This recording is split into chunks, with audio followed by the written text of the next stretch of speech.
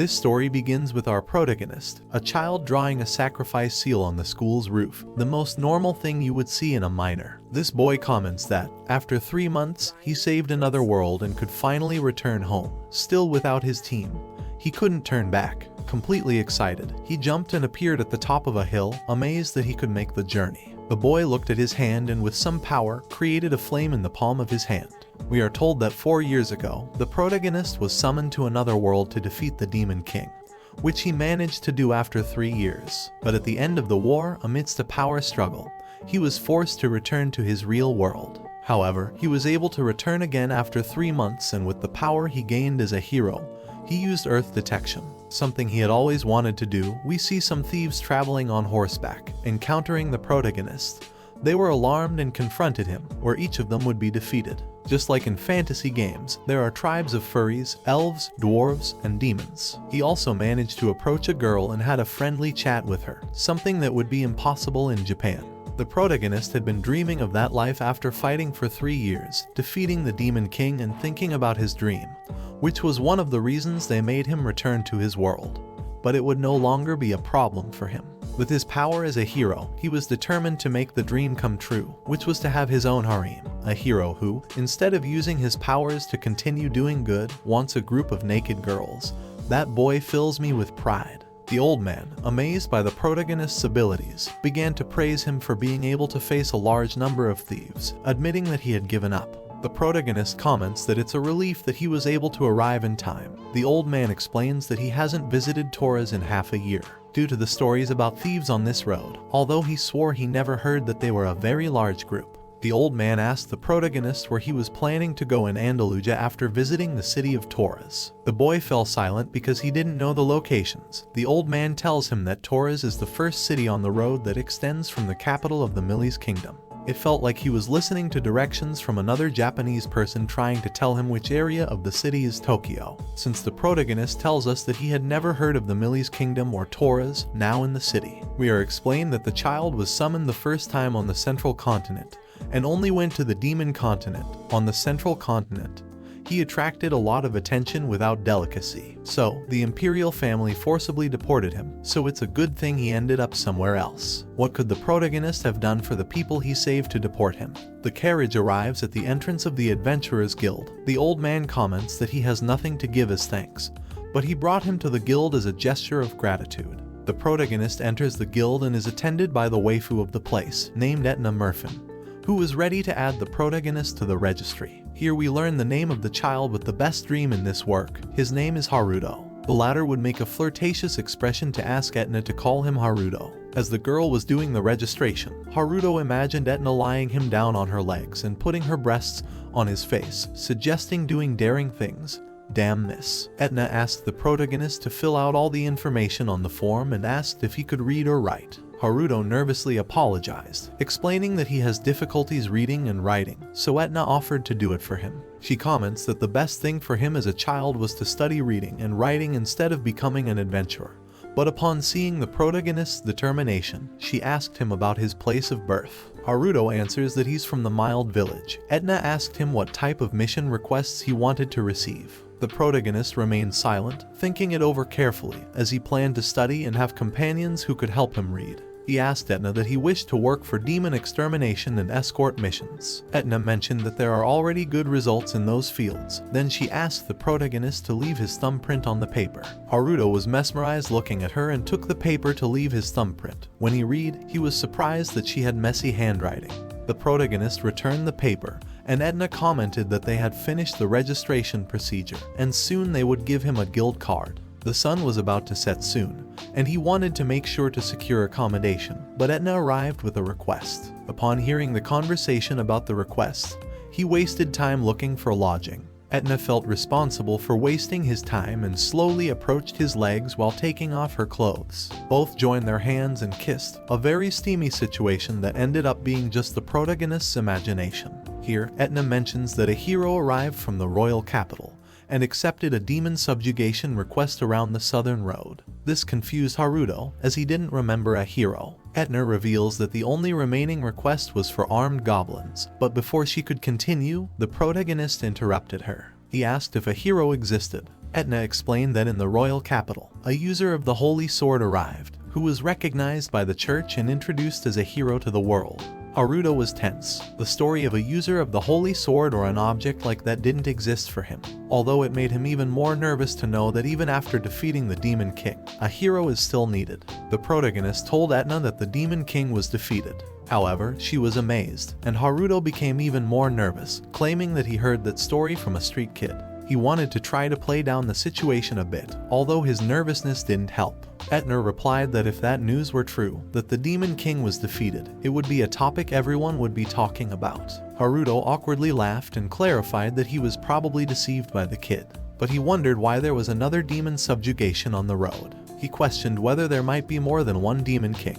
There was one king for each country among humans, but he thought about the possibility that it might be the same among demons. Amidst all this thinking, Etna finished explaining something that the protagonist didn't pay attention to. Haruto accepted the mission to exterminate the goblins, checked the map, and asked what Andalusia was. Etna denied knowing, comparing the current map's topography to the world map of Andalusia. The current map was completely different from how Haruto remembered it. The protagonist took advantage of the situation to arrange a meeting with her at 8 in the morning at the guild. After asking Etna about nearby lodging places and weapon shops, we see him lying on his bed. Haruto thought it was just an unfamiliar city, but apparently, he had entered a completely different world. Somehow, he felt fear, even though he couldn't read the signs on the shop fronts. He compared the handwriting to Etna's and guessed that it wasn't bad. He lay down on the bed and fell asleep. After the crowing of a rooster, Haruto woke up. He imagined waking up surrounded by naked girls. The protagonist should control his morning excitement more. Haruto went downstairs, and a man asked if he had slept well, which the protagonist affirmed, happily having breakfast.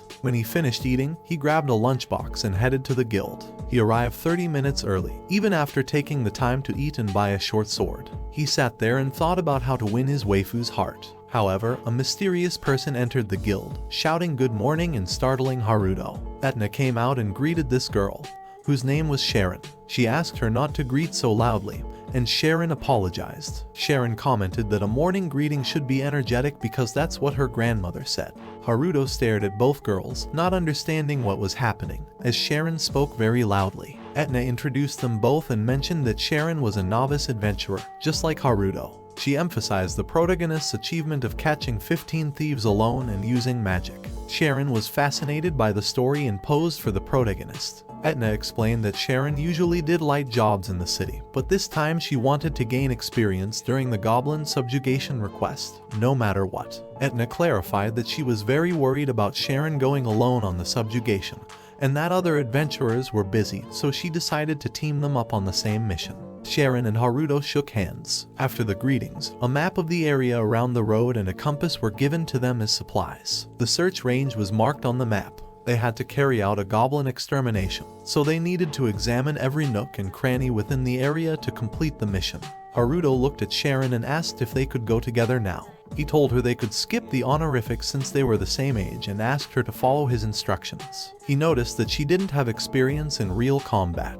Now in the mission area, armed goblins emerged from the bushes, and Sharon struggled to defeat them, striking non-provocative poses. After defeating 2 goblins, she would fall to the ground tired and happy that she managed to kill 2 of them.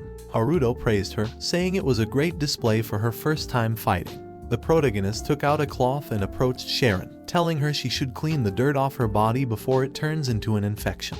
Haruto thought it would be a good idea to use healing magic, but he wasn't capable of using that type of spell. Seeing Sharon very tired, he suggested they take a short break so she could be ready for the next battle. She seized the opportunity to praise the protagonist's skills. He had given orders without hesitation when they entered the forest, and even after being surrounded by goblins, he gave useful instructions for survival. Haruto, wanting to show off in front of Sharon, commented that it's a matter of getting used to it. He assured her that if she took her time, she would be able to keep her composure in a fight, just like him. He affirmed that she had hidden talent. Sharon, embarrassed, couldn't believe what the protagonist was saying. However, he said it just to fulfill his strategy of winning her favor and conquering her. Haruto asked Sharon why she wanted to receive the goblin subjugation request and why she insisted on it with Etna. Sharon explained that it was thanks to the hero. She wanted to help the people and the hero, so she wanted to clear the path to defeat the Demon King. But she clarified that she also did it for herself because she wants to become someone who helps others, or at least that's what her grandmother used to say all the time. Haruto couldn't believe that this request had been influenced by a hero, nor did he see much relevance in helping the hero in that place. But to continue winning her favor, he didn't say anything. However, the protagonist wondered if, during his journey as a hero, he was also helped by people who thought the same way from unknown places, even though it was too late for thanks. Both got up to continue the mission, but a strong pressure intimidated them, and they both turned around, facing a giant goblin. Haruto was worried because this particular goblin was 3 times larger than a normal one. An immense thirst for blood emanated from the goblin, spreading intensely with an image that recreated the sensation of death itself. Haruto saw that the goblin was about to attack and grabbed Sharon's shirt to throw her back. Quickly, he blocked a blow from the goblin, his arm colliding with it. The goblin's force pushed Haruto and he rolled on the ground. He felt a tingling in his arm but didn't sense any broken bones. However, Sharon wouldn't have been so lucky if she had taken the blow. Haruto asked if she was okay, but she was able to perceive the goblin behind her in a single blink. God had abandoned them. Haruto tried to reassure her, but she hugged him in fear, trembling with terror. Sharon shouted at the protagonist that the goblin was behind him. He reacted quickly, kicking the goblin and pushing it away. Haruto asked Sharon to step back before she ended up fatally injured. He mentioned that he could defeat it alone and that the current Sharon was just a burden. If this manga had been written today, he would receive a fair share of backlash for that comment. Returning to the fight, the goblin got up, and Haruto extended his hand, using Earthbind. Roots emerged from the ground, ensnaring the goblin. However, the goblin managed to break some of the roots with sheer brute force. Haruto jumped and tried to decapitate it, but the goblin managed to dodge. This was enough time for the monster to break free from the roots. Haruto used mana to enhance his sword and dodged a blow from the goblin, causing a deep cut on its arm.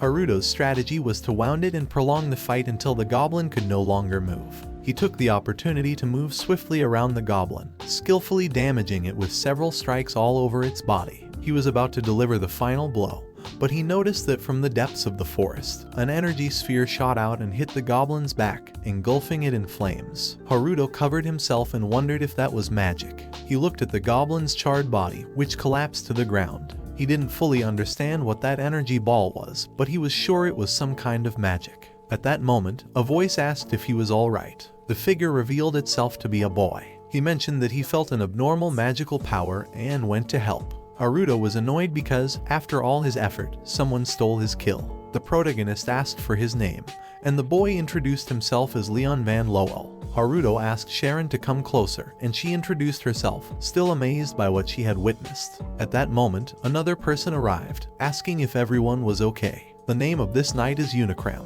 Leon tells him that there was no danger, and Unicram scolds him for starting to run out of nowhere, clarifying that he shouldn't take independent actions. Unicram looks at the goblin and asks him if that was his reason. Leon responds yes, mentioning that he felt a terrible flow of magic. Unicram comments that he didn't detect anything serious since they were 3 kilometers away, and congratulates him for his wide perception radius, while Haruto awkwardly watches them. Leon introduces Unicram to our protagonist and Sharon, suggesting that they be escorted back to the city. He approaches Sharon, saying that the rest of his companions are waiting for them on the road outside the forest. Sharon is uncomfortable and nervous. Haruto notices and positions himself between them, thanking them for the offer, but saying they have several things to do. Leon warns that it would be dangerous if they were attacked by another goblin of the same level, and the best thing to do would be to return to the city for now. As we say to Leon, the protagonist is another Kirito. Unicram stops Leon and tells him it's better to leave them alone to finish their matters, as attacks of that kind don't usually happen very often. Leon fell completely silent and apologized, but clarified that he wanted to hear the protagonist's story. Haruto explains that they are adventurers from Toras, and the incident will be reported to the guild. Both decided to leave, and the nervous protagonist asked Sharon if she had a change of clothes. Sharon covered her intimate parts embarrassedly and answered that she didn't. Haruto took out a wet cloth and dried it with his magic, then handed it to Sharon. She was very surprised that the protagonist could use that kind of magic, so she asked him if the reason he was able to kill the goblins was with chantless magic. Haruto quickly ignored the comment and asked her to clean up quickly before the knights returned. She asked the protagonist not to look, hid behind some bushes, and Haruto stood guard, focusing on listening to the sound. Even though he couldn't see, he heard a faint sound of something being wiped with the towel. It was an unforgettable memory that would remain etched in his mind. The protagonist, using his powers in the smartest way I've seen. Back with both of them, Sharon came out of the bushes, apologizing for keeping him waiting and thanking him for his help. Haruto commented that it wasn't a problem for him since if she had been surrounded by those knights in that state, it would have been very uncomfortable to return to the city. Sharon shouted at him, saying she wasn't thanking him for that help but for the goblin matter, revealing how perverted Haruto was. I don't think this guy is very bright. Haruto apologized, and an annoyed Sharon called him perverted Haruto. In the protagonist's thoughts, he felt stupid for confusing the urine incident with the goblin one. But he felt rewarded in a way because Sharon gave him a nickname.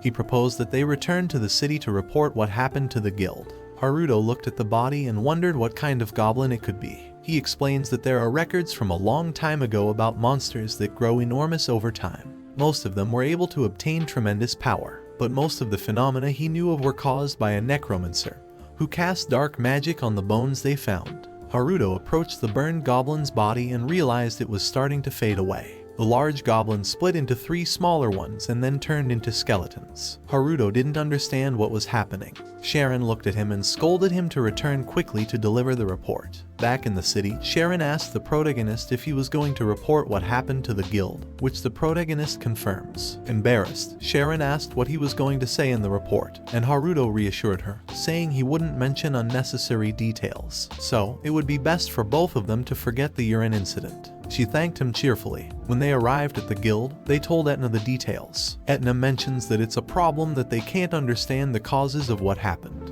However, she'll send a group to examine and observe the place where the goblin emerged. She also reveals that even though the schedule is a bit advanced, the hero has appeared, so the demon subjugation request will be closed. Haruto was surprised and asked her about the identity of the hero, but Etna interrupts, saying that the hero will pass through the central avenue, so she wanted to see him. Etna invited the protagonist and Sharon to watch the hero together. Haruto was nervous because he had suspicions about who the hero might be, but he would remain silent during the entire visit not to confuse himself and embarrass himself in front of everyone. After all this hero business, we see Haruto and Sharon in a forest. They were in the middle of practicing body strengthening exercises. She was giving Haruto a few punches and kicks, but he managed to block them all. In one of those strikes, he would sidestep and trip Sharon to touch her buttocks. This annoyed her a bit, so she would take the training seriously. However, Haruto wouldn't let her and approached her to touch her breasts and thighs. Sharon would fall to the ground nervously. Haruto told her he didn't hit her at any moment for her to fall to the ground,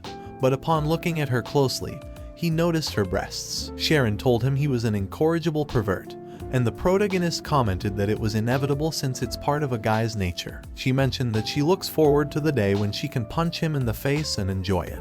Haruto reminded her that the hero is about to arrive. Sharon explained that the city is preparing a festival, and she wanted to be there. The protagonist asked what she would do after the festival, explaining that he planned to go to the guild and look at the new requests that came in. He wanted to know if she wanted to accompany him. Sharon became nervous and declined, saying she would go to the inn to meet him later. Haruto didn't understand what was happening and went to the city. While walking through the streets thinking about how to talk to Etna, he would come across a girl lying on the ground. The mysterious girl muttered that she couldn't eat anymore. Haruto was surprised, wondering if a person really just collapsed from overeating. The girl turned over, spreading her legs. Haruto unintentionally looked at what was under her skirt and quickly turned away. Haruto commented that a girl his age was within his gaze, but he wasn't entirely sure if she was sleeping, as it was risky to look at her panties. The protagonist approached, tapping her head to wake her up and asking if she was okay. Even if she eats until she collapses, she should sleep at home. She opened her eyes and looked at the protagonist, asking who he was. This left Haruto shocked as he wasn't used to that kind of treatment. But what surprised him the most was her tone of voice, believing that she was the type of girl known as an old loli. She looked closely into Haruto's eyes. The protagonist commented that he was just passing through the alley and asked how she collapsed in the middle of the street. The girl seemed to recognize him but couldn't recall it. This left Haruto confused, and the girl thanked him for his concern.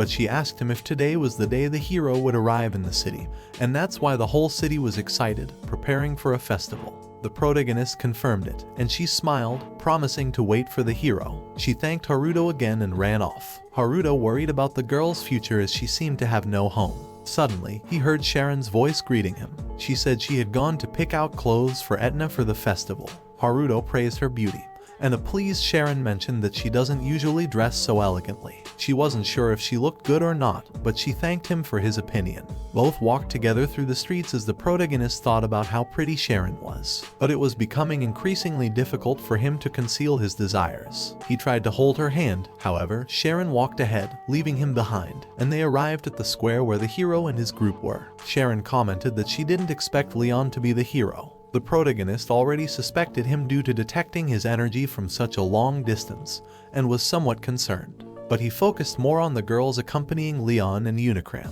When he was a hero, his battle companion was a 60-year-old man, while Leon's were two attractive girls. The gap between this world and his was too large. People cheered ecstatically for the hero and pushed the protagonist. Haruto took the opportunity to grab Sharon's hand, but a loud laughter interrupted the festival. It was the same girl the protagonist encountered in the alley. She levitated in front of everyone and introduced herself as Laurier von Steinhardt, a demon. Haruto didn't quite understand what was happening. Sharon asked him if something weird was going on with Laurier. Laurier felt disappointed that none of the town's inhabitants felt fear after she revealed she's a witch. Leon introduced himself as the hero and asked Laurier for her reasons for coming to the town. She said she came from far away to challenge him to a fight. Leon accepted her challenge but mentioned they couldn't fight in the town, so he suggested going to an open field on the outskirts. Laurier agreed. Sharon asked the protagonist if he planned to intervene, suggesting they go together. Haruto agreed and asked her to change her clothes and bring some weapons. We see Leon and Laurier gathered in a forest. Laurier asked if his companions were going to interfere in the fight, which he immediately denied, clarifying that he would fight as fairly as possible.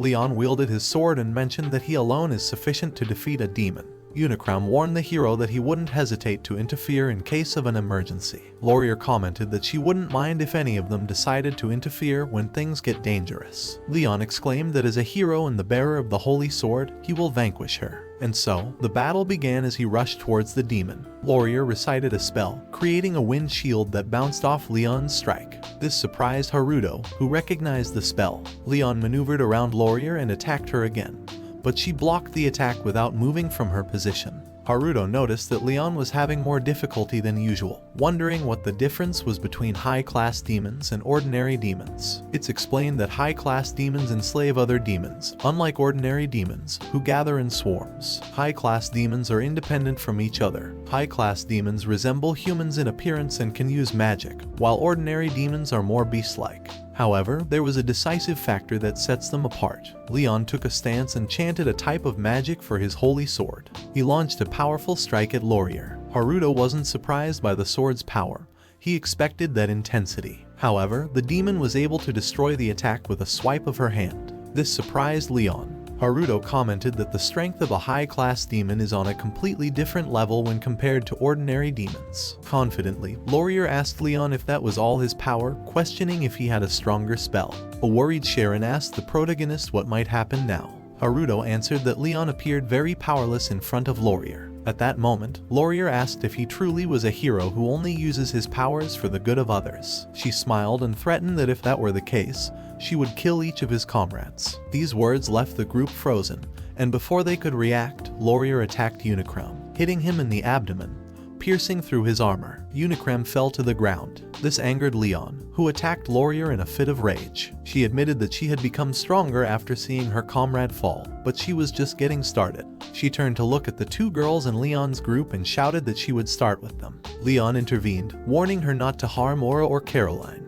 Laurier smiled, asking if those were the girls' names. She asked if he unleashes all his power when a wounded girl is involved. Leon tried to break her barrier, but he couldn't. Haruto was nervous. His idea of Leon was crumbling as he saw that he was truly weak. he noticed that Leon became agitated too easily compared to a true hero. Laurier took advantage of the proximity and used an explosive spell that pushed Leon towards the girls. Laurier felt disappointed that he was truly so weak and noticed the protagonist's presence. Haruto mentioned that he didn't expect her to be of the demon race. One of the heroes mentioned that it must have been fate that they met, so now they should return home before things end badly. Laurier commented that she would let them go because she still needs to bring out the hero's true power. She lunged at the protagonist, and he easily blocked her strike, asking Sharon to step back. This surprised Laurier, and Haruto attacked her with his sword. She stepped back, trying to propose something to the protagonist because he was much stronger than the hero. In the protagonist's thoughts, he wasn't sure if he could defeat her, but he had no other choice. He used the earth bindings, trapping one of Laurier's feet. She broke the roots and realized that Haruto was above her, about to strike. Quickly, she protected herself with a barrier, barely stopping the sword.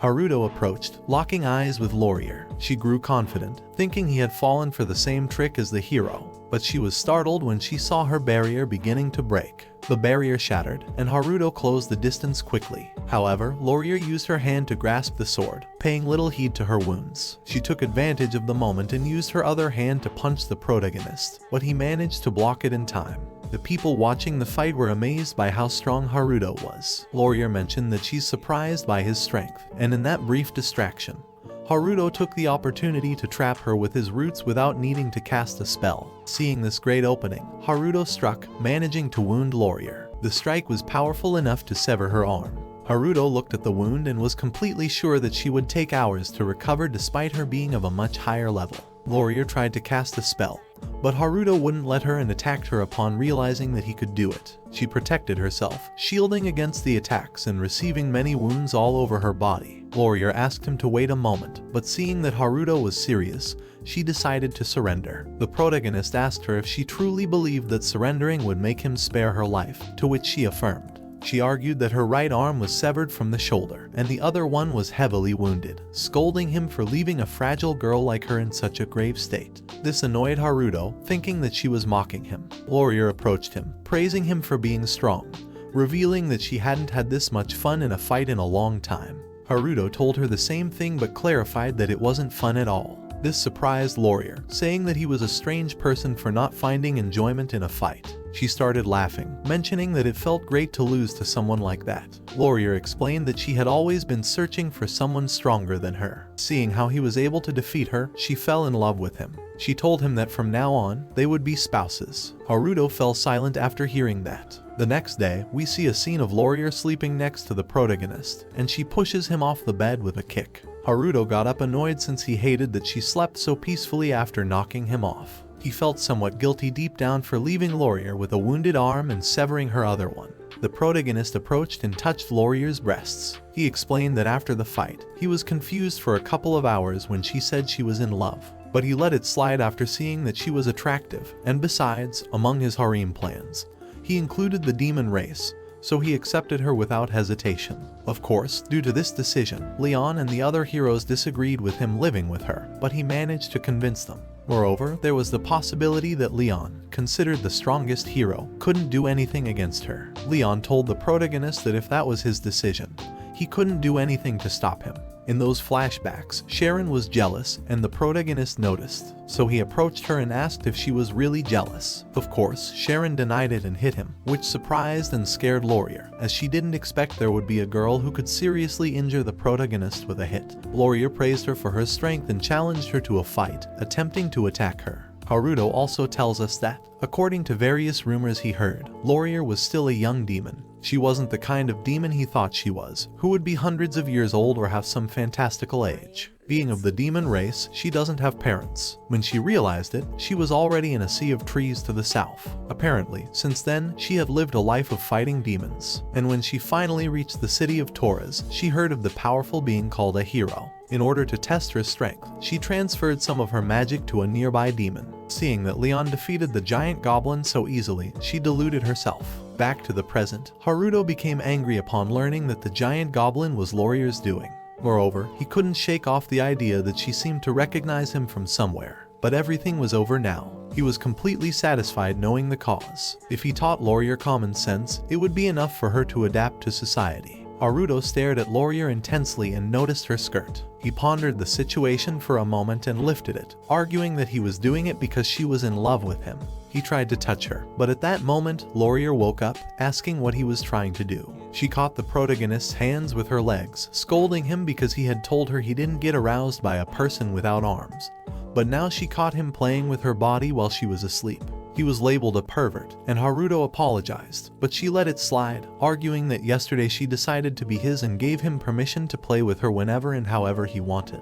Those words surprised the protagonist. What a blessing. He wondered if he could really do it. He was aware that he had only traveled to another world in search of a harem, but he wouldn't refuse if he had a feast right in front of him. Haruto slowly approached Laurier, about to kiss her, but he would be interrupted by someone who forcefully opened the door. It was Sharon, scolding the protagonist for doing such things so early. She reminded him that it was time for training, and he needed to prepare quickly. Laurier looked at her and asked if there was something strange, as she seemed unusually excited about the training.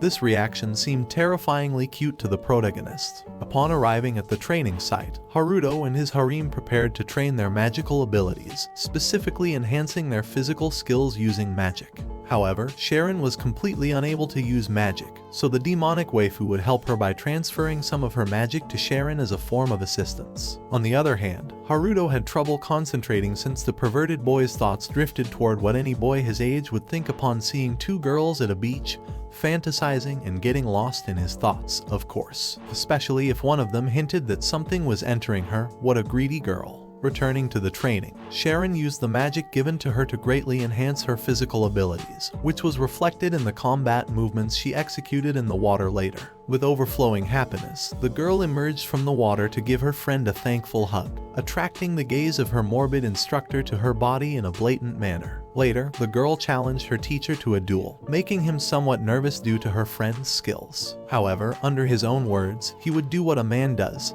sexually harass the girl as was customary between them, a true womanizer. Not even 10 minutes passed when Haruto had his hands on Sharon's breasts, just like a true misogynist. This young man makes me proud. Upon doing this, Sharon would quickly fall, repeatedly saying that she had been improperly touched again, akin to a state of shock. The demon girl added that this had been a wonderful fight. She also added that Sharon could defeat Haruto someday if she set her mind to it. Haruto reacted with some regret evident on his face. As expected, this wasn't an idea he liked. The demon girl, Laurier, approached Haruto and asked him to do with her what they had done before.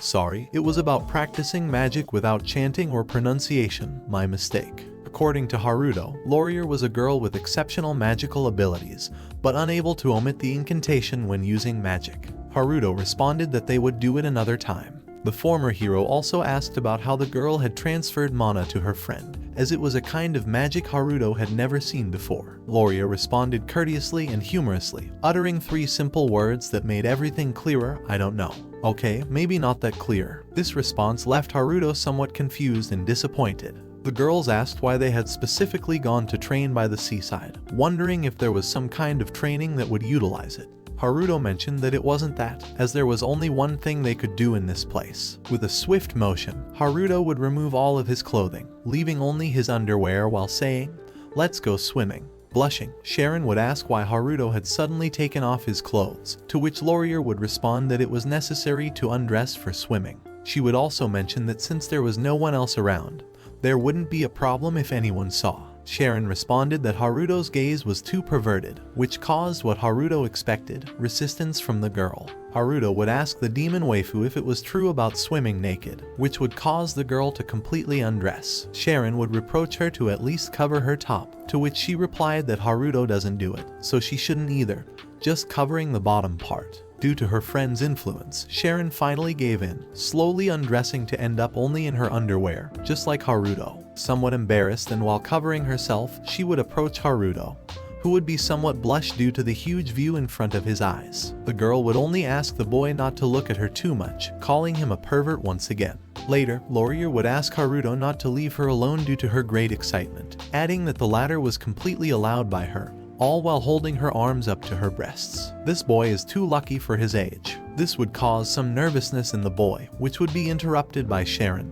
who quickly took Laurier's hand to take her away with her, asking her to play together. Lastly, she would add that it was best to leave Haruto to his perverted thoughts, all while making a face and stretching her eye. Haruto would ask not to be left alone, suggesting they all play together as originally planned. Sharon would mention that the pervert could play alone somewhere else, which Laurier would say was wrong. After all, Haruto was a man, and asking him not to get excited seeing them was impossible. Time would pass while Haruto and his forming harem enjoyed playing in the water. During this time, they would share some stories about Haruto's perversions, especially those that occurred during their bedtime. After getting tired, everyone apparently decided to take a nap, lying on the beach while both girls embraced Haruto, and the boy's happy face could be seen. I think more than one guy would be happy to be in his position, being embraced by two cute half-naked girls while sleeping. Is there anything better? After a while, they would return to the city and then to the guild, where Etna-san would be waiting for Haruto, something the boy didn't expect at all. Behind him, Sharon's face could be seen with a suspicious expression. Or perhaps it was just jealousy. Either way, it was a request from the Capital's Guild to see Haruto, a completely unexpected proposal. However, the boy had to first talk to the current guild leader. In the guild office, the leader would introduce himself as Scrooge, asking if this boy was Haruto, which they confirmed. The leader would mention that he had heard rumors about Haruto and his abilities. Sharon and Laurier would also introduce themselves, appearing as quite active and peculiar girls in the eyes of the leader. The leader would notice something peculiar about the girl, then directly asking Haruto if that girl belonged to the same demon race that the hero had fought upon arriving in the city. Haruto would confirm it and ask if that caused any inconvenience. The leader would say that it was nothing of the sort, proceeding to take out a wrapped paper which apparently contained the request from the capital, a confirmation seemingly implied by the leader's words. The leader would mention the incident where the hero had failed to do anything against that demon race, with Haruto being the one who managed to stop the troublesome entity. The demon girl, Laurier, would mention that the hero had been quite disappointing, and this comment would earn her a gentle hit on the head from Haruto due to her lack of tact. To conclude, the leader would reveal that the request stated they wanted Haruto to become the hero's instructor, as the hero was currently training in the capital. Despite the girl's happiness for Haruto, he would recall how royalty had betrayed him in the past after defeating the Demon King in ancient Andalusia, and the reason for his expulsion was his unwillingness to belong to any faction. Haruto really had no intentions of getting close to royalty or nobles, but in this world, he wasn't known as the former hero. And above all, the most important thing about being in the palace was getting close to the maids. He also loved being called master. Sharon would ask to accompany Haruto, something he had planned to do from the start. Now the boy would be accompanied by his forming harem to the capital, and on the way to collect their things, Laurier would mention that on this journey, Haruto would do much more than just play with them, hinting that he would be rough with them at night. Haruto would say that aside from that, there was some truth to it. Since both of them belonged to him, he should make them his. Sharon, upon hearing this, would blush intensely, entering a state of nervousness and notable excitement that would cloud her mind, causing her to disconnect from reality for a moment. Haruto would have to approach and repeatedly make hand signals while calling her name to finally snap her out of her trance, asking if something was wrong.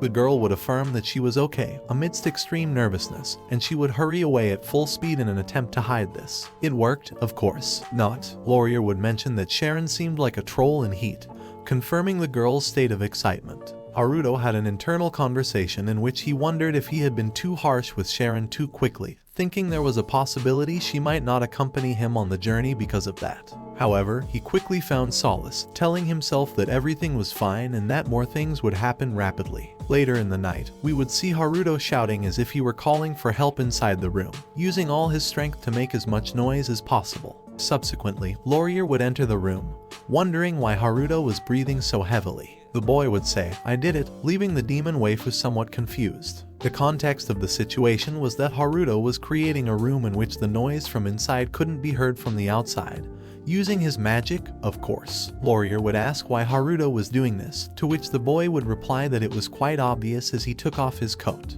He planned to make her his. Laurier would approach the boy and with a mischievous smile, she would tell him that after playing day and night with her body, it was getting weird that Haruto hadn't tried anything so far, suspecting he was just pretending to be faithful to Sharon. Furthermore, she would add that apparently the boy was embarrassed that the sound had leaked. Haruto would seem somewhat embarrassed about it. Then the girl would lie down while asking Haruto the name of the magic he had used, all the while smiling mischievously again. Haruto would think of the name, which was written as Love Field, something he wouldn't tell the girl for obvious reasons, so he would change the name to Silence Field. Finally, with a bit of nervousness, the boy would approach to finally give the long-awaited kiss, when they were interrupted by the door of the room opening. Haruto would get up to attend to it, asking what was happening while considering that maybe Sharon was going to stop them because she didn't entirely like the idea. Sharon would only hold on to her pillow that covered her forehead while wearing a dress, which piqued Haruto's interest even more. She would just say, "Me too," together, which confused the boy. Fortunately, Laurier would usher her in, as she understood everything.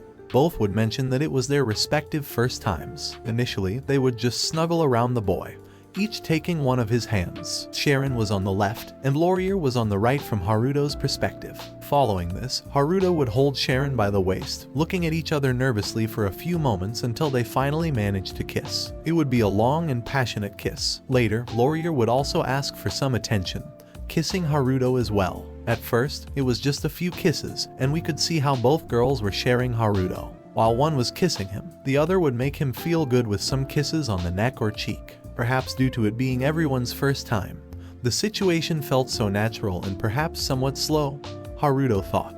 He also mentioned that it was possible that it might end only with kisses. However, judging by the pace of the situation, that wouldn't be the case. That's when we finally saw the girls naked on the bed. Sharon covered her body with evident embarrassment or shyness, while Laurier simply cuddled up next to her. Finally, Haruto had managed to make them his own. Upon waking up the next morning, Haruto would feel somewhat suffocated, briefly wondering why breathing was so difficult. It wouldn't take long to figure out the reason, as two girls were sleeping on his chest, their arms around him in a hug. The boy simply stated that this happens when two girls are sleeping on you. As he was about to lie down again, he noticed that the sheet covering the girls didn't completely cover their behinds. He took advantage and began playing with his hands, squeezing their rear ends a bit. This little game would wake up Sharon, who would ask Haruto how he felt after what happened the previous night. In that moment, due to Sharon's movement, Laurier would also wake up. At that moment, Haruto's little friend would wake up and brush against Sharon, who would show a face of perhaps pleasure or excitement upon feeling it. Laurier would ask if he wasn't tired after how intense he had been the night before, to which he would reply that he didn't think he'd get tired of this situation at any point. After this, both girls would notice how firm the boy's friend was, which would excite them both, especially Sharon. She would pounce on him while Laurier hugged him and did some other things. That's how they began again early in the morning, although this time the boy had forgotten to use the silence field. The guild leader apparently mentioned this before their departure to the capital, causing, as expected, great nervousness in Sharon, who appeared truly embarrassed. No words from Laurier towards the guild leader or Etna-san could be read either, but judging by their faces, it was something that made them really uncomfortable, perhaps related to the previous topic. Because of this, Laurier would be dragged by Haruto to the exit, where she would bid farewell with great enthusiasm. Etna-san, on the other hand, would appear somewhat sad about the farewell, although she truly hoped that Haruto and his harem would succeed in their mission. It didn't take Haruto too long to get close and seize the opportunity, assuring that someday he would return to that place, and kindly asking Etna-san to remain single by that time. As expected, Sharon and Laurier would be quite skeptical about the boy's comment. Etna-san, on her part, would stay silent while appearing somewhat uncomfortable. The guild leader, on the other hand, would simply hand over a message that was wrapped with a ribbon and a seal, a sheet inside containing a communication from him as proof of Haruto's identity and duties. The leader would finish by asking the kids to do their best, facing the transport they would be traveling in. A carriage containing all the necessary supplies and goods for the journey, such as food and clothing. Pulled by a horse, the time to say goodbye had arrived. Laurier and Sharon would bid farewell with great enthusiasm, expressing their gratitude for everything they had received at the guild. Meanwhile, Haruto pondered about all the mysteries of that world, such as why there was a new demon king when he had defeated the previous one, and why there was another hero. City of Toras, that was the first place Haruto had visited upon re-entering a world different from the one he came from, a place where he had met two of his girls, Laurier and Sharon. According to Haruto's plans, he would return someday, this time with his harem greatly expanded. During his thoughts, Haruto would have a lascivious or desirous expression on his face, something Sharon would notice, moving away from Haruto with a look of annoyance. Perhaps she somehow knew what the boy was thinking. The girl would merely utter Haruto's name, but he, lost in his thoughts, would ignore her words, focusing only on the road and his desires. Finally, the boy would order the horses to speed up, shouting with fervor and excitement, to the capital. After a few days, they would finally arrive at the royal capital, Militia of the Milis Kingdom. He had come to this place upon the request of the royalty to be Leon's instructor. Upon arrival, they would encounter a truly beautiful sight, with the massive castle standing out in the distance. This place was even more impressive than the Twin Towers, according to Sharon's words. Situated at the center of the country, this place served as the hub for all the roads, in addition to housing the noble houses and the aforementioned castle.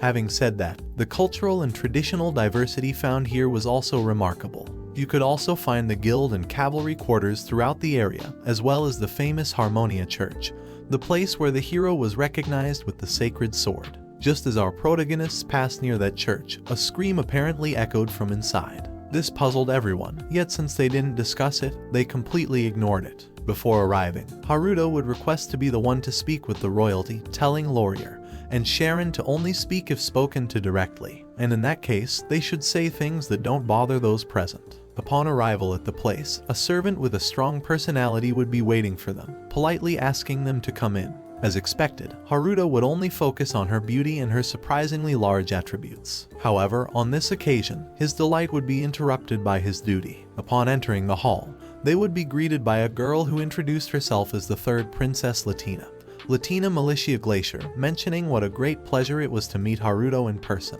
Haruto would reply that the pleasure was truly his. In his mind, he would make a comment about the princess, noting how immense her personality was, which led him to fantasize once again, as was his custom. In his fantasies, he would be attended to by the maids, while the princess waited for him on her bed, reclining and requesting that he be gentle. Surely, this guy was just thinking about playing with a toy vehicle, and using his body as mountains, no problem at all. In the end, the boy recognized that it was just a fantasy. Subsequently, Leon would arrive accompanied by the knight who was at his side the last time they saw Haruto, revealing his name as Aura Roses. This was said in her own introduction to the princess, or rather, report. Laurier would mention that it was about time since they had been waiting for them for a long while, asking them to sit around a table. The princess would explain that she wanted Haruto to train the hero for the next 3 months, with the goal of preparing him for a mission involving the recovery of a stronghold. Leon, on his part, would express regret for his behavior when they first met, admitting that he had been quite arrogant. Haruto would apologize for him, and also mention that he didn't see him as arrogant, to avoid causing problems. As he spoke, Haruto would notice that the princess began to laugh, causing him to turn only to see how Laurier had fallen asleep in the midst of the discussion. Haruto would apologize for her, addressing the princess with "Your Highness" out of respect. The princess would request that he call her Latina, so Haruto would ask if she could add "kun" to her name, in order to make it more informal. The princess would be delighted as it sounded much friendlier. She would also assign a servant to Haruto, one who had been at the castle for a short time but was of a similar age. Her name was Mina, the girl who was at the door. Subsequently, they would be taken to the room where they would sleep, being bid farewell while Haruto thought pervertedly and Sharon stared at him intently. She was thinking about room arrangements, but Laurier would stop her, saying it was obvious they would sleep alongside Haruto. This pleased Haruto, who found a closed room there. Out of curiosity, he used his magic that allowed him to see the interiors of places without being there, noticing that the room was a sadomasochistic one. Haruto briefly said he wouldn't do that, but he loved the idea of tying up Laurier and Sharon, or making them wear a collar. We would then be left with the mental image of Haruto, one that truly delighted his little friend, nearly getting him caught. Anyway, throughout the day, the protagonists would enjoy the pleasures and luxuries that only royalty could offer, indulging in lavish banquets and even bathing together in hot springs. At the location, for obvious reasons, Sharon, Laurier, and Haruto would find themselves without clothes, making it a bit difficult for the boy to avoid seeing, even though covered, the qualities and attributes of the girls. It was then that unexpectedly Laurier would approach Haruto without prior notice, embracing him while mentioning that the last time they slept embraced it felt good, so she thought that this time it could be the same or better. This would be confirmed shortly after as they cuddled. Meanwhile, Sharon would become extremely jealous because of Laurier's approach to Haruto, so she thought of doing something to remedy the situation. almost without realizing it. From one moment to another, Haruto was once again surrounded by his two beautiful girls, Sharon pressing against Haruto from behind while Laurier breathed right on his neck in front of him. Unable to endure much longer, Haruto would internally admit to reaching his limit, preparing to wrap his arms around his harem to initiate the action. It was there when he was once again interrupted by the furry waifu, who asked if they didn't mind her helping them wash their backs. It was then that the cat girl noticed that Haruto was not alone, and she panicked, trying to find a way out of the situation. The girl seemed to have forgotten how to use words properly, so her intention to go to that place was quite noticeable. As for Sharon, she, as usual, appeared quite nervous, while Haruto had slightly blushed, and Laurier seemed displeased. Finally, due to her nervousness, the cat girl ended up leaving everyone somewhat confused. When Haruto left the bathroom, he encountered Mina, who repeatedly apologized, bowing her head. After finishing, Haruto explained the type of relationship he had with his girls, something that Mina understood. As being a quite skilled guy, having that kind of harem is normal. Haruto mentioned in his thoughts that they say great men have a strong attachment to pleasures, so surely the girl convinced herself based on that. But from Haruto's perspective, all men are like that. While he narrated his arguments, we could see how in the background, the boy was being pleased by two beautiful women, one of them being Sharon, the most passionate one who was on top of him, kissing him. Later on, the situation would change, and the boy would apply the tactic of leaving the drawer slightly open. They called it the culium. It's not without reason, as he had repressed himself during the 2-day journey, so the hormonal impulses of a 16-year-old boy could not be contained. He would also add that more hospital beds are different, as they resembled trampolines. The next day, already at the training camp, Haruto would stroll through the area until he reached a group of guards or knights who questioned Haruto's true strength. Upon hearing this, Haruto would offer a demonstration, showing his willingness to exchange swords in a duel. Ora would mention that it was disrespectful to doubt Haruto in that manner, but everything had already been arranged. The hour of the encounter was approaching, and young Haruto was more than ready while the knights were excited. And so, they finally lunged at the boy, who patiently waited to secure his easy victory. As expected, Haruto defeated all the soldiers with great ease, highlighting how weak they were, especially in their fighting style, which was very direct and predictable. He then approached Leon and his companions, proposing that everyone fight in groups of 5 without using magic. This was to measure each person's power level and combat skills. The first to fight was Leon, who had a lot of difficulties facing Haruto. He couldn't even keep up with the pace properly. Due to this, Leon would admit his defeat and surrender, claiming that since he couldn't use magic, he didn't really have many chances of winning. Haruto would emphasize that he couldn't continue with such a narrow and linear mindset, stressing that he should always find an alternative or solution for different adverse situations. To teach him a lesson, Haruto would throw his sword to Leon, asking him to hold it. Following this, he would swiftly kick him directly in the stomach, deflating him like the belly of a pregnant woman after childbirth. Haruto would then explain that using magic isn't necessary in combat, as there are various effective ways to attack your opponent, whether through distractions or simply through speech. Even if you lose your weapon, you can pick it up again, he said, lifting his sword from the ground where it had been stuck after that powerful blow. With Leon as an example, Haruto would instruct the others to attack the opponent with all they had, needing to find any opening possible, or even create one to strike effectively. Everyone nodded in agreement with the boy's orders without any protest, which inflated the boy's ego. On the other hand, one of Hero Leon's followers would stay by his side to assist him, while also glaring at Haruto with some anger due to the humiliation he had caused to the hero. After a few days, Haruto would set out to investigate the Harmony Church, which was the largest and most influential church in the entire country. This church preached about peace beyond species and had the peculiarity of recognizing Leon as their legitimate hero. This church had a particular fixation on Haruto. Later on, the boy would use his magic to cast a search spell, allowing him to see everything inside the church. Thanks to the spell, the boy would be able to see some people inside, and he would also discover the location of a hidden basement, a place he might be interested in exploring. Unbeknownst to him, Haruto was being followed by a hooded spy, though the spy merely observed him from a distance. Back at the castle, Latina would request Haruto's presence, and he was informed and accompanied by Mina to that location. Mina quickly departed, and Haruto noticed that only he and the princess were present in that place. The princess, acting as the maiden, would reveal that she had something to ask or mention. In his usual perverted fashion, the boy would let his hormones take over, imagining the most sexually explicit outcome imaginable. However, the maiden would bring him back to reality, revealing that it was about Leon she wanted to talk. She would inquire specifically about Leon's progress. Haruto would truthfully respond, saying that Leon was a good kid who was gradually growing stronger. Unexpectedly, the princess made a truly shocking revelation. She knew about Haruto's recurrent visits to the Harmony Church. This left Haruto in a state of shock, his face showing such astonishment that his expressions became quite comical. This unveiled that the princess was the one who had ordered the spy to tail Haruto. The princess also revealed that she had investigated the boy's origins. The place mentioned had no records of anyone with his physical characteristics or abilities. The boy would enter a state of panic, as it was possible he could be accused of various crimes against the royalty for spreading falsehoods. However, the princess would reassure him that she had no issue with that. She had only summoned Haruto to ask him a favor, to investigate the relationship between Leon and the Harmony Church. Haruto would inquire if the issue had arisen due to the recognition of the sacred sword toward Leon as the rightful hero.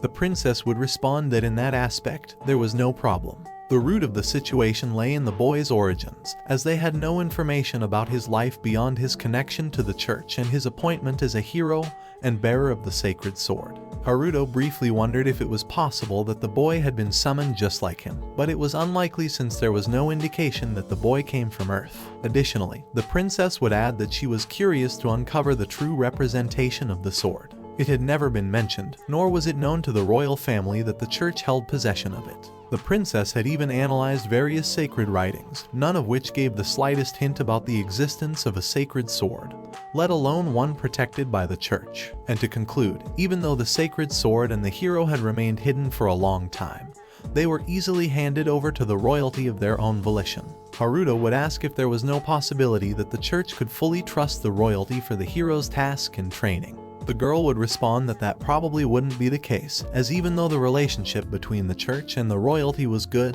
it would be very strange for them to trust her with such important tasks. You're probably wondering what Haruto was doing during the princess's dialogue. Well, he was definitely ogling her breasts, especially when she got close enough for them to almost be in his face. To get himself out of trouble, the boy would ask how she was able to trust an adventurer of unknown origin to perform such an important and classified task within the crown, causing her to back off.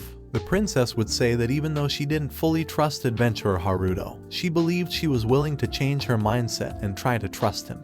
Here she would reveal a somewhat personal aspect of herself, stating that she could see what people were thinking. This was due to a curse the princess had suffered. While what she could see was vague, it was enough to allow her to trust a stranger like Haruto. Upon hearing this, Haruto would be somewhat relieved. He had noticed how the princess repeatedly approached him and stared at him continuously. Now he knew she just wanted to read his thoughts and make sure she could trust him. Finally, the princess would adopt a slightly happier and livelier stance, as she naturally was, and she would ask Haruto what he had discovered or investigated about the church. In short, she requested all his information.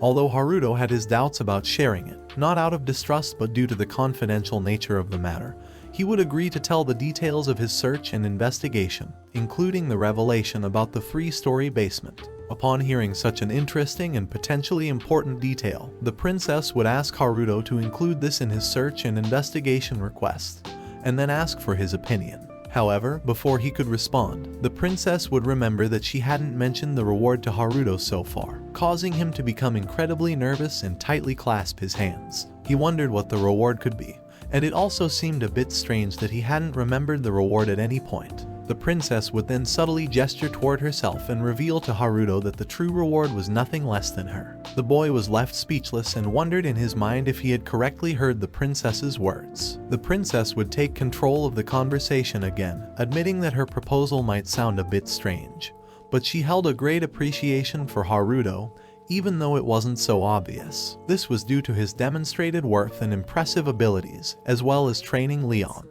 She also trusted the fact that the boy had nothing to do with the church. The maiden would finish by saying she would love to have him by her side and would ask once again if Haruto found her proposal agreeable. The boy would say he would be delighted, but he would also be honest and honorable and mention that it wasn't necessary to sell his body for him to accomplish these feats. Some gold and jewels would suffice, the young adventurer mentioned, leaving the princess somewhat surprised. However, the princess would assume her usual position, putting a smile back on her face as she laughed, mentioning that it was best to put the rewards aside for now, but if the boy insisted, he could ask for something more. At that moment, the princess grabbed the boy's head and pulled him closer to her, placing his head really close to her breasts. Following that, the princess would change the direction her head was moving, now turning it toward his while her lips positioned themselves to seemingly give the boy a kiss. Haruto, feeling quite nervous, decided to assume the same position to receive the kiss on his lips, although that was never the intention, as it ended up being a kiss on his forehead.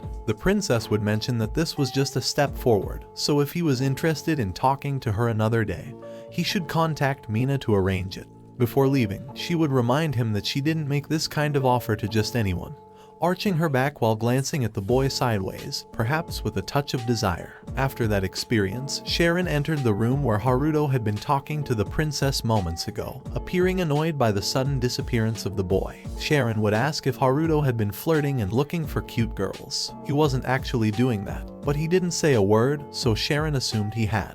As expected, she would scold him while calling him a pervert. Perverted king sounds strangely odd. And so, the hours passed after the training session, leaving Haruto quite tired, getting ready to take a bath, this time alone. During the training, he had interacted with Laurier and Sharon, but he hadn't been able to pester them as usual, perhaps due to the atmosphere they were in.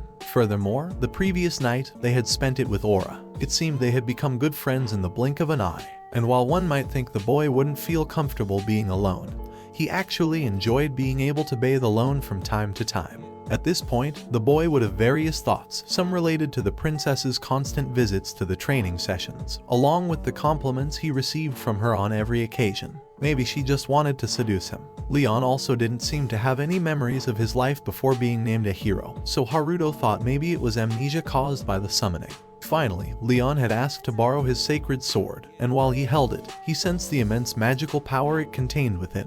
This was due to the materials it was forged from, and he sensed that it was likely crafted by a highly experienced and skilled blacksmith. However, this power could only be awakened by Leon, confirming he was the true and sole bearer of the sacred sword. Lastly, Haruto remembered that Leon was with the royal family solely at the church's request, suspecting that the church might want the royalty to owe them a favor of some kind. Amidst his thoughts, Haruto would realize the presence of another person calling his name. It was Mina again, who said she had found out where Haruto was taking a bath, this time alone. I think we all know what's going to happen, right? The girl would mention that if he was alone this time, he could try fulfilling her original duty, all while removing the towel covering her body parts. The princess had asked her to attend to all his personal needs during his stay in the castle, and she could even accompany him at night if he desired. Haruto would briefly think it might be Latina's plan, the sweet trap they called it. However, the girl's charms were too strong, so it didn't take long before Haruto gave into the girl's body and the pleasure she offered. As an additional note, the girl is a virgin, just like the rest. Just saying. After a few hours, we would now see Haruto sitting on the edge of the bed while the furry waifu was lying on the bed resting. It seems that the former hero had become quite the wise. In the koi. Oh no, wait, brother, the boy had fallen directly into Latina's trap, and I'm not the one saying it. He is, especially with that tone of anguish. However, it would pass quickly as he remembered how cute Mina was, and now she was his, part of his harem, to be more precise. Then we would see a little memory in which we could see how Haruto explored alternate areas while the girl was on all fours. You know, later, the boy would lie down while holding the girl's head, causing her to wake up. Haruto would ask if her reaction meant a no, to which the girl responded by placing her hand over her mouth. This would reignite the situation, leading to a kiss between them that would end up in the way we all know. The next day, Laurier and Sharon found Haruto sleeping next to Mina, starting an interrogation of the girl about Haruto, and whether he had been harassing her or forcing her to do something.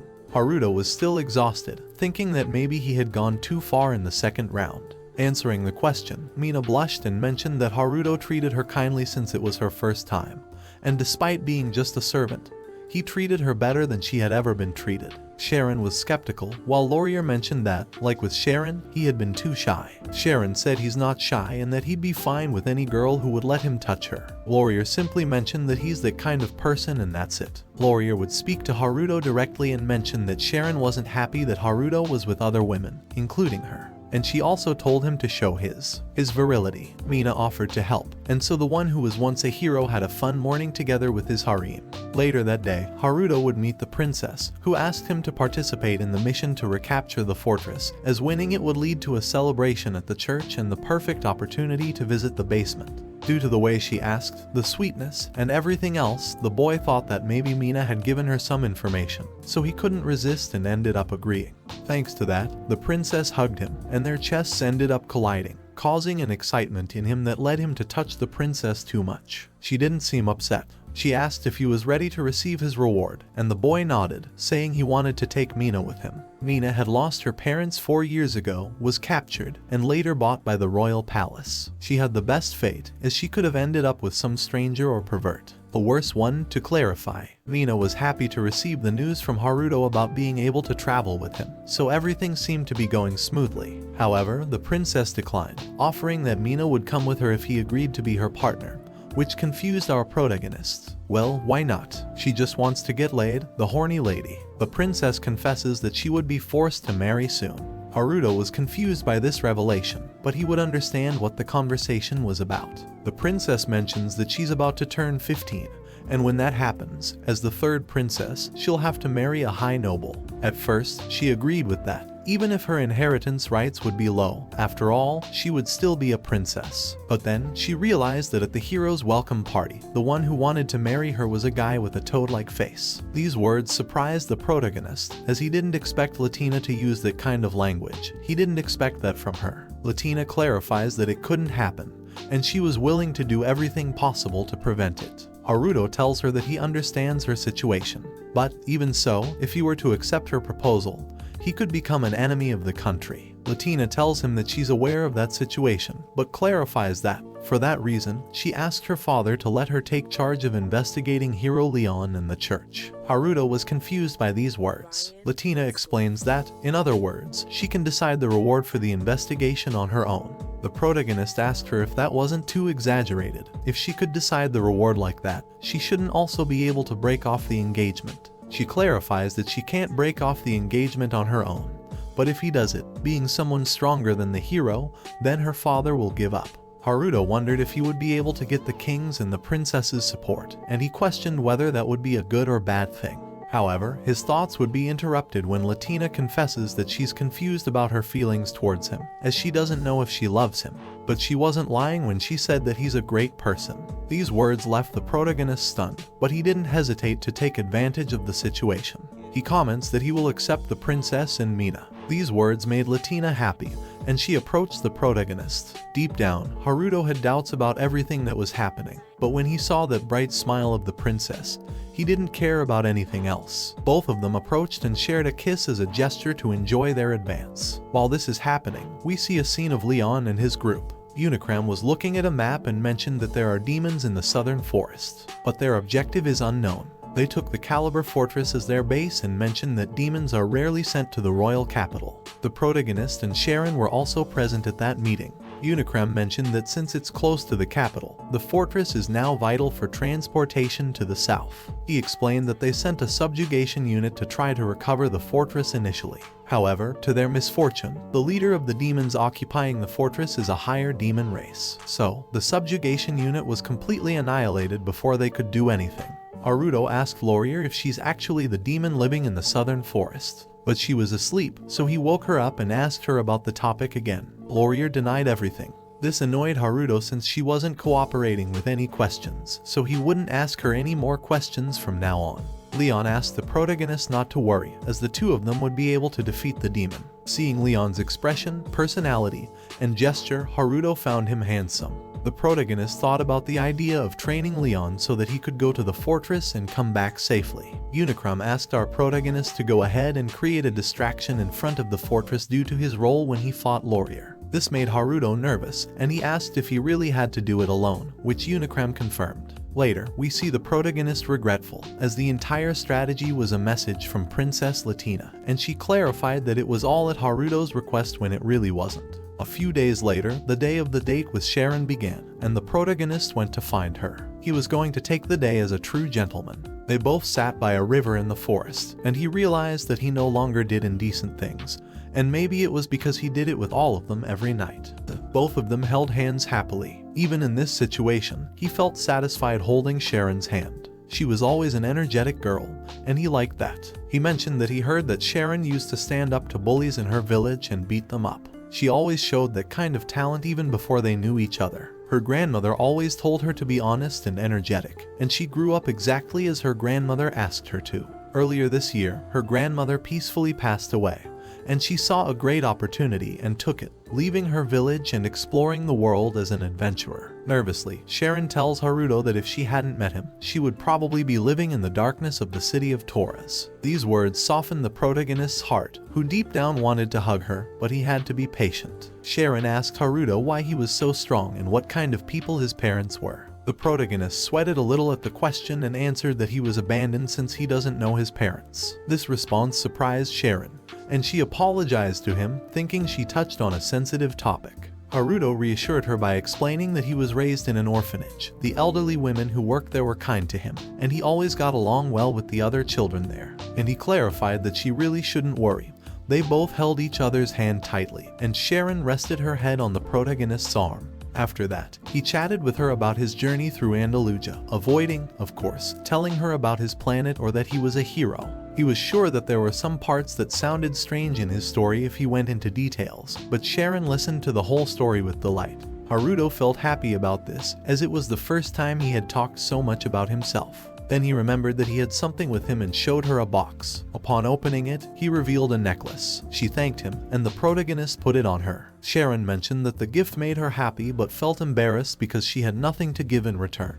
Haruto thought of something since he assumed she would bring a gift, so to compensate, he would give her a kiss. She followed his lead in the kiss, and they parted. Haruto mentioned that if she wanted to give him a gift in return, there was something she could do for him. The protagonist took her hand and led her deep into the forest. He couldn't hold back anymore, so they engaged in an intimate act outdoors, setting aside his idea of being a gentleman on their date. And that's how the first part of this manhwa ends. If you have reached this part of the video, let me tell you that you have been one of the few people to make it here. So comment the word hero in the comments. Remember to subscribe to not miss any videos. With that said, see you in the next video.